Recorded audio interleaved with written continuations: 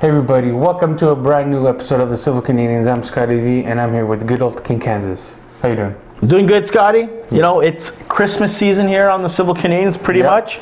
So moving forward, guys, from I guess these later episodes in the month of December especially, we're going to be doing a lot of top 10 lists because, you know, we feel festive. We feel like giving you some love back with our top 10 lists, and then you guys can join in. We can have fun, right? Indeed. So, Scotty, what will we be talking in this episode of the Civil Canadians today? We're going to be doing our top 10 MCU films. Yes, and it's good timing too because Black Widow movie coming out next May. Next year pretty much. We might as well squeeze in the 23 that we have right now and give you our preferred 10 list. So exactly. What we're going to do it, Scotty, you're going to give us your 7 to 10 first. I'll give you my 7 to 10. Okay. And then we'll work our way up from there. Okay, 7 to 10. So you do your number 10 and work backwards. Backwards, okay.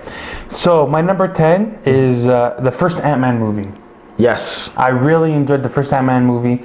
It was something new, something different, and Ant-Man was just like a joke character, sort of like how Captain America was. A nobody. It was a nobody. And then what Paul Rudd brought into the Ant-Man character was incredible, and Hank Pym and what's his name? Michael Douglas. Michael Douglas and Evangeline Lilly. Yeah. Oh my God, they were great. The villain was a little bit weaker. What is it? Yellow Jacket? It was Yellow Jacket. It was a bit weaker, but during that time, Marvel was struggling with their villains. It was character building, right, Scotty? Yeah, so that's why I like that pick. I like that pick very much. Okay. So number 9 is going to be Thor Ragnarok for me. Oh, wow. Okay. Yes. I recently watched Thor Ragnarok again yesterday, actually, on Disney Plus because it's on there now. I want to watch it too. So I just loved Chris Hemsworth's new take on Thor, and also Kate Blanchett's Hela. Holy crap! I don't remember. She, I think, Scotty, is still one of the badass one of the best villains of the MCU. Yeah. They should have used more of her, in my opinion. Oh, definitely. And I'm pretty sure she's not dead. I'm pretty sure she just knocked out somewhere in space because Surtur did destroy the planet. So that's that. Yep. And also, I really like the direction Taika Waititi and Marvel did with Thor Ragnarok. Anyway, revitalized the character. Oh, yeah, because even Chris Hemsworth gave hints that he didn't want to play Thor if they were going to the same direction. Yeah, I agree. He's Shakespearean, and nobody really wants to watch Shakespearean Thor. Boring. So they did a great twist on that, changed the whole character up, and he's doing another Thor. Excellent. So that's nice pick. Number 9. Number 9. Okay, number 8. The Avengers. Oh wow, the first one. The first Avengers. That movie brought all the heroes together for the first time, and it changed the cinematic view of everything. Oh, anything superhero. So anything superhero, even in Transformers and DC, they all tried to replicate that formula. It didn't work for them. So Marvel, it just worked. Chris Hemsworth, Scarlett Johansson, Robert Downey Jr., Jeremy Renner, they're all great additions to the cast. I agree with that. That's a good pick, man. Especially that one scene when they're all together for the first time. The way they shot that. The circle with Joss Whedon, incredible. It was good. I agree with you. That's a good pick, Scotty. Yep. So what's your number 7, Scotty? So my number 7 is Guardians of the Galaxy, Volume 1. Oh, okay, good. That was a big risk for Marvel Studios, and let me tell you, it was well worth the risk because Chris Pratt had a lovable personality at the time. Zoe Saldana just came off Avatar and Star Trek. So you know what? It was good. The music, the soundtrack, James Gunn did, Dave Bautista. It was incredible. It just perfect. It was perfect chemistry. Yeah. Good. So that's your pick. So your 7th. So now, guys, let's get to my number 10. Scotty, I think we're thinking alike. I have it kind of like a tie because I don't want, because it's kind of like I like it sometimes more than this one and not. There's a tie between Black Panther and Ant-Man for me. Okay. Black Panther was epic because I loved the way it was shot. Right. We first got a glimpse of him in Civil War. Just that character and what they did with that and having an all-black cast and all that. You just felt something. Like it was something special, and it was the first. You didn't expect it to make $1 billion, definitely. And it made $1 billion. And of course, come on, Paul Rudd, Ant-Man and the Wasp. Yeah. Movies like that and whatever. But the Ant-Man, like you said, he is Ant-Man. He brought that character to life. Yeah. And you know what? There's nothing that you don't like about the guy. Yeah. Because now that Paul Rudd is doing Ghostbusters, we're gonna can't wait for that. We're gonna think in the back of our heads that's Ant-Man. Or unless he does something, because I've watched Paul Rudd in other whatever stupid shows, I've seen him in everything. It's his character. Hopefully, it's a little bit different that we can, like you said, we don't think it's Ant-Man in a Ghostbusters film, exactly. But I think he's going to bring that comedy that we need in it. we're gonna see how it's gonna tie in. Okay, number 9. Number 9. Doctor Strange. Doctor Strange. Okay. I liked it, Scotty. Rachel McAdams was great in there. We didn't know how Doctor Strange, with all that magician stuff, would kind of like incorporate on the screen. And of course, our famous reference, Inception on drugs. This thing was created 3 years ago. There you go. So we said it, and the way they incorporated a little bit of that, the mythology, Stephen Strange, he did a good job. What's his name? Cumberbatch? Benedict Cumberbatch. Yeah. He was a douchebag, and he portrayed that, and he captured the essence of the character, And the fans wanted him to be Stephen Strange, and Marvel listened, because that's what they do. That's how they're successful. They listen to the fans. Yeah, and I agree, 100%. And he wanted to play the role, and he gave it all, 100%. He didn't give definitely. 50%. You could see it like some people do, Scotty, but that's who I picked for number 9. Okay. Number 8, Iron Man. Okay. I put it because I'm telling you right now, I think it deserves to be an 8, because if it wasn't for that movie, we would have no MCU. No MCU. Because if Robert Downey Jr. didn't buy into the whole thing right at the beginning, it would have showed. Right. And it would be flat on his face. And I'm like, Iron Man? Like, who the hell's Iron? Like, comic book guy that I am, I could care less about Iron Man. He made you care about Iron Man. He brought his character in it. He is Iron Man. I remember watching the trailer at school. I was 14 at the time. It was sick. I was surprised. I'm like, holy crap, Iron Man? I remember making fun of Iron Man and Captain America. I remember making fun of him. Yeah, it's like, who are those goofy characters? And then Robert Downey Jr. brought a new twist to the character, which was amazing. And look what we got. There you go. Movie cinematic history. Yes. Okay, so my number 7, Scotty, it's like yours. Guardians of the Galaxy Volume 1. Okay. Like you said, for Marvel to take a big gamble on guys who I've heard of but never really gave a... I could care less of Groot and all these Star-Lord. I'm like, come on. Would you guys honestly be interested in characters like that? Probably not me. I'll tell you right now. We'll see if they're going to work their magic again the second time, with the Eternals, right? Down the road. But it was cool. Again, Star-Lord, Pratt brought the character. If you didn't buy him as the character, you loved him. He was goofy, fun scenes. Bradley Cooper as the raccoon, another thing, a rat. Batista, which I don't know, from wrestler to that, he did a pretty damn good job. Everybody gelled well. Exactly. Okay, Scotty. So now, give us your number 4 to 6, buddy. So your number 6. So my number 6. My number 6 is The Winter Soldier. Oh, wow. I have it number 6. So low? It's low because other films have kind of beaten it out for me. Okay. But I really, really enjoyed this, The Winter Soldier, just because it was a political thriller for the MCU, right? That movie not just changed Captain America and his view on the world, but it changed the MCU completely. Yeah, it did. Right? Because Captain America worked for the American government, thinking everything was all well, but he had his speculation when they were building those big helicarriers. Yep. Hydra. It's like, what are they really up to? Yeah, and then Hydra was actually in S.H.I.E.L.D. and then their plan was to kill all the heroes and even future threats. Oh yeah. So that's something that really got my attention, and the action was great. Our first look for Falcon, Anthony Mackie. Introduction to him, the Crossbones was in there too. It was great. I just loved it. It was well written. It was well written, and from it was beginning to end, right, Scott? Right, exactly. And it was the Russo brothers' first time directing an MCU film. Man, they made an impact. And then that film will lead them into making Infinity War and Endgame. Damn! I tell you, it's just movie magic. Okay, Scotty, what's your number 5, my friend? Number 5. It's Spider-Man: Homecoming. Wow, you put that above all the other movies like Thor Ragnarok? Because I grew up on Spider-Man. Okay. Spider-Man's my character. You're gonna feel him a little bit more. I'm gonna feel him. I have a more connection with Spider-Man than I do the other characters. I grew up with him, right? When I had a hard time, I turned to Spider-Man. For you, that's your cinematic Spider-Man. For me, For me, it was Tobey Maguire. So those were my Spider-Man films. As good as bad as you want to say they are. No, and I think Tobey Maguire is still one of the best Spider-Man. But for your generation, for my generation, you guys, he is your Spider-Man in a sense. Which, you know what? I totally agree with you. If I felt that way, I might have had him around that range myself. Right. But that's a good pick, Scotty. Okay. So your number 4, Scotty. My number 4, Spider-Man: Far From Home. Wow. So you like the second one better than the first one? I like the second one better than the first one because it took him out of his element. Okay. He left his home. He went to Europe. He wanted to go on vacation, but his vacation turned into saving the world type thing. And Jake Gyllenhaal was a great Mysterio. He was a good villain. I had him as in my head. I thought he would be a good Batman. not a Mysterio, but he did a great Mysterio. Just the effects he did with the costume and the big elementals and all that stuff, it was pretty good. And especially that final battle in London, holy crap. Scotty, the story made sense. Yeah, it did. It fit the area, it fit the situation. You had good actors, like you said.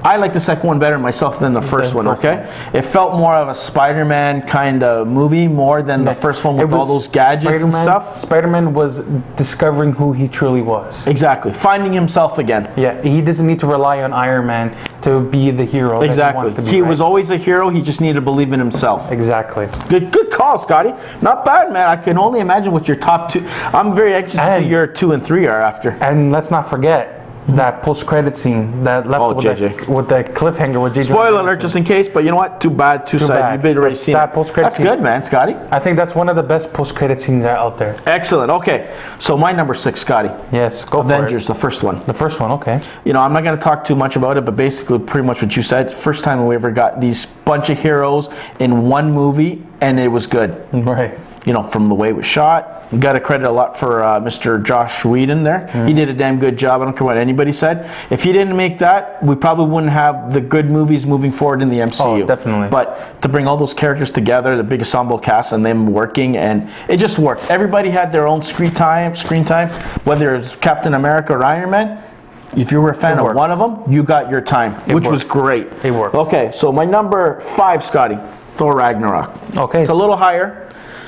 Loved it pretty much like what you said. Loved the humor. More Chris Hemsworth real life persona in there. Revitalization of the revitalization. I can't even speak it. They brought the character back to life. Let's say, you know, they made it more fun and more enjoyable, more relatable. Yes, exactly. And for me, I have it there at my number 5 is because of Kate Blanchett. Her villain, her portrayal as Hela. Holy crap! Like, it was one of the most well-developed villains in the, like, you believe that she was a badass, you know, definitely. From the beginning to end. Just hated that you didn't see her again, but like you said, I think there's something cooking in their Marvel kitchen. Okay, my number 4, Scotty, is Endgame. Oh, really? Yes, Avengers Endgame. Okay. There's a reason why, you know, yes, it was the last, pretty much besides the Far From Home film that came down. It was good. You know, it had an impact on everything. It was well done. You know, it had its little slow moments here and there for me, you know, more than another film that I have way ahead of it.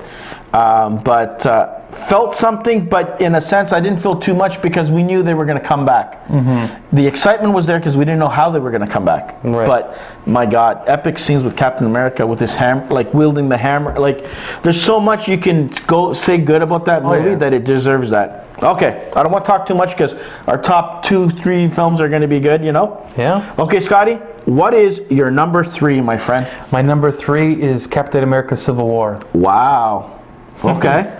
Because it's on the higher end is because we got our introduction to Spider-Man, we got the introduction to Black Panther. Yes. And that airport battle scene alone made the movie. That was cool.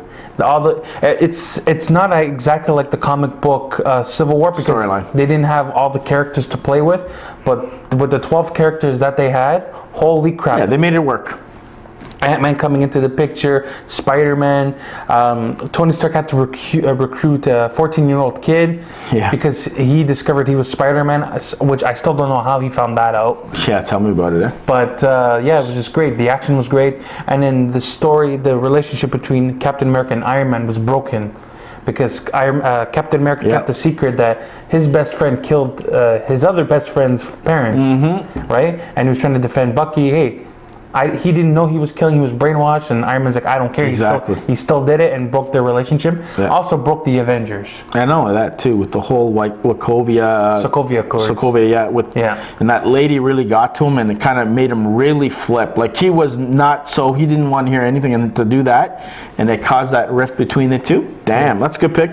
Okay, Scotty, your number 2, my friend. Yes, my number 2 is Avengers: Infinity War. Oh, wow. My number 2. Okay. Just because it was the first time that everything that they developed came together in that movie. Yes, the Avengers were still split apart, but this movie was more about Thanos and his journey to get the Infinity Stones and complete his goal and wipe out everybody. Besides Baron Zemo, I think Thanos was the only one who completed his goal. It's true. He wiped out half the universe like he wanted to. And the thing is, Thanos didn't want to impress Lady Death like in the comics. No. He didn't want to impress anybody. No. He saw that the universe needed correction because it was becoming overpopulated. In his own little sick way. Yeah, so he saw the world was becoming overpopulated. He wanted to wipe everybody out, thinking that half the universe is gone. There's going to be more food, more water, more everything, right? Which was obviously not the case. Yeah, crazy person. You know, when you start to rationalize what you think and believe is right, even though you know anytime you're eliminating half the population, that's genocide. Yeah. So it's never okay. But in his little twisted mind, he thought he was doing good in his own little world. Exactly, and plus the fight in Wakanda and Titan just made the film. That was just forget it. Right? That was just like epic. And the Guardians meeting the Avengers for the first time. It was cool because everybody was actually seeing them. You know, certain groups who didn't appear in the first Avengers were showing up here, and you actually had them to interact with each other, which is pretty damn cool. I like Doctor Strange even. Yeah. There's so many cool scenes. So those are your number 2 and 3. Yes. Okay. You're gonna be shocked, Scotty. Ready? Okay. My number 3 is Infinity War. Number 3. Okay. Infinity War. 3 for me. Okay. For the same reasons you just described. For Infinity War, that's why I felt it more impactful than Endgame, because it was the first time we got Thanos on screen. Right. First time that a villain pretty much did what he said he was going to do, and he succeeded. The way he executed was monumental. Thor missing him like he did, coming back like he wants to go after him for what he did to his brother Loki. And then to feel that and the impact of it, and then of course, you know, Spider-Man disappearing later on and everybody dying in front of him, and that the heroes actually failed, you felt it with them because they're always so used to winning, beating the bad guy, and for them to go down like they did, barely swinging. Hulk disappeared like a little whatever after his little encounter at the beginning. Which was not the case because in the deleted scene he actually showed up. That's what I'm saying. It would have been nice to see that. If he showed up in Endgame, Scotty, I think that might have done a little moments you're waiting for that didn't quite happen because of what the Russos did. Not to say that it wasn't good, but it was epic. Then Doctor Strange joking with Iron Man and you know them going on the Spider-Man getting his Iron Spider suit. They're wearing it. Exactly. Pretty damn cool. Okay, Scotty, enough of me. What is your... Oh, no, wait, I didn't do my number 2. No. Okay, number 2, Civil War. Civil War. Okay, so you have it higher. Okay. I have it a little higher. Like you said, Spider-Man, fight scene, Captain fighting Spider-Man, Black Panther. It's just good. The butting heads of the two ideologies between the two heroes. Cap picking his friend over country. You know, that's his buddy. He stuck up for him. He did bad shit. That's my friend no matter what. Don't agree with what he did, but I'm sticking by him. And of course, Tony buying into this whole government manipulation. And it's kind of funny how you seen Cap turn his corner from what he thought he'd be with the government, but then nope, he's with the people. It was the other way around. Exactly. It was a role reversal. Okay, Scotty, jump the gun. Your number 1 pick, my friend. My number 1 pick. Avengers Endgame. Okay. For me, just because it had so many payoffs in that movie, especially with Captain America holding the shield, the hammer, the Avengers actually accomplishing their goal, getting the stones, going back in time, seeing a different perspective of the events we already saw. Exactly. So like the first, like a recap of it. Like a recap, but a different perspective. Exactly, right? different view of it. So that's why I really liked it. My only downside with the Endgame was the Thor parts was a bit slow for me. Okay. But besides that, everything else was great. The action was great. The CGI was great. Thanos, 2014 Thanos was great. The sacrifices the Avengers made. Black Widow. With Black Widow and Iron Man, it was great. That's what I loved. 11 years of build-up was well worth it. And it was executed well. And executed very well. Damn. No, Scotty, I have no complaints with your number 1 pick. You know, I'm telling you. Sure, it could have been a little bit better, but you always say that with everything. You could have done this. You could. But you know what? The way it ended, I'm happy with it. Heroes that needed to die, for whatever. Did you expect certain guys like Cap, you know, to get old and whatever? No, but you know, not. It's a way that they can go, and you know, with superheroes, they never always stay dead. They will come back. So you know, very monumental moments, and like you said, with even when the heroes came back the way they did, when Cap was down and out, and he was the only guy left standing against billions or millions of an army of the Thanos. I go. Dude, I was sick during Endgame. Yes, you were. And you know how bad I was trying not to cough, like, it was. And I had so much goosebumps when the Black Panther came out with his team, and then all the pearls started opening. Oh God, yeah. Spider-Man, the Guardians, everybody came back. Oh, I got goosebumps. I had the biggest smile on my face because we didn't know how they were going to come back, and when they did come back, it was a big moment. Yes, right? I agree, Scotty. And even with Captain Marvel in there, the way she came in and the impact that she had was great. I'm surprised none of us said her movie in the top 10. I know. It's somewhere in the top 20. Let's say that. It wasn't as bad as people made it sound, even though it still made $1 billion. But her portrayal in this one was pretty good. Because if you had it there, you know she was going to kick the... There was no movie then if that was the case. Right, Scotty? Exactly. You know? Okay, my number one. Scotty, you pretty much know who it is or what movie it is. Winter Soldier. Yeah. Okay? Loved it from the elevator scene, from the beginning of the movie when he's on that boat and he's fighting George St. Pierre on there, like you said. The way they shot it, the way the Russos portrayed Captain America, and you kind of seen that switch of his attitude that I'm for country, but something's not right here. You had Robert Redford in it. Like Black Widow was in it. The jokes, the introduction of Falcon, which is pretty much you could see his new best friend. Then him discovering the Winter Soldier, Bucky being like little moments like that, like punch in the gut. And that kind of like for me, Scotty, is the movie that set up the way the MCU ended in this whole... that was phase 2. Yes, but into the Infinity Saga, the whole whatever. This is the movie that kind of sparked the beginning of the end in a sense that this is what you're getting. This is why we got Civil War, and from Civil War it started to evolve to the other ones. It was such a key role or pivotal movie for me, and a lot of amazing moments in that with Scarlet Witch was in it too, wasn't it? With the whole explosion and whatever. You kind of felt what kind of person, and Vision was in it too. So, but you felt a lot from this movie, highs and lows, and you kind of got a better idea of the characters that Iron Man is going to become, and Cap. So that's it, guys. That's our top 10 lists. Scotty, do a recap from number 10 to 1, and then I'll do the same, and then we're the hell out of here. 10 to 1, okay. Okay. So from 10 to 1, I have Ant-Man, Thor Ragnarok, The Avengers, Guardians of the Galaxy Volume 1, The Winter Soldier, Spider-Man Homecoming, Spider-Man Far From Home, Civil War, Infinity War, and Endgame. Perfect, pretty damn good list. Okay, my number 10, tie for 10th, Black Panther, Ant-Man. Number 9, Doctor Strange.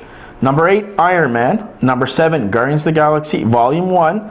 Number 6, The Avengers. Number 5, Thor Ragnarok. Number 4, Endgame. Number 3, Infinity War. Number 2, Civil War. And number 1, The Winter Soldier. So guys, I don't know, you guys chime in, let us know what your top 10 lists are. Could be very different. That's the whole point of this, because what one movie you guys like, we might not like. Like Scotty has some few similar to ours, some a little higher than lower, because they have different impact on different people, right? Exactly. I think we surprised a little bit of each other somewhere else. How do you have that one as number 1 and whatever, right? But that's for another video for us to debate why in depth. But hope you guys enjoyed our top 10 list. Okay, Scotty, let's get out of here, buddy. If you enjoyed this top 10 list, make sure you hit that subscribe button and that notification bell, and also check out our other videos we've done, like his podcast and my one podcast and my unboxing videos and trailer reactions. Civil Canadians podcast, guys. That's what it is. Monday to Thursday. Yes. Be good. Take it easy.